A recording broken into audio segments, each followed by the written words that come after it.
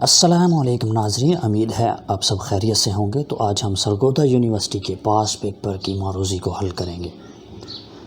تو اس سے پہلے ہمارے چینل کے MX مینٹور کو سبسکرائب ضرور کریں اور گھنٹی کے بٹن کو پریس ضرور کریں تاکہ ہر آنے والی نئی مفید ویڈیو سب سے پہلے آپ کو ملے۔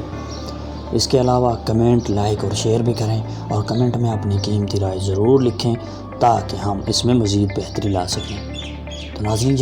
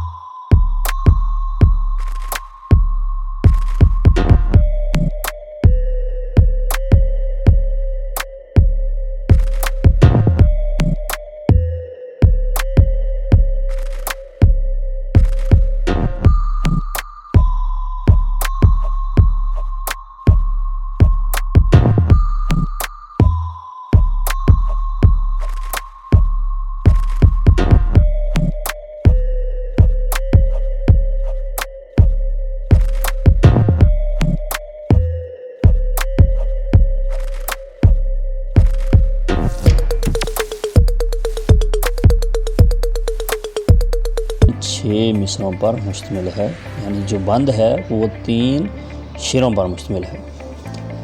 سوال نمبر 6، ناصر کاظمی کے کوئی سے 2 شعری مجموعوں کا نام لکھیں۔ تو میں پڑھ دیتا ہوں۔ 1 برگ نے، 2 پہلی بارش، 3 دیوان اور چوتھی ہے نشاط خواب۔ تو سوال نمبر 5، فراق گورکھپوری کا سال پیدائش اور سال وفات کیا ہے؟ تو اس کا جواب ہے فراق گورکھپوری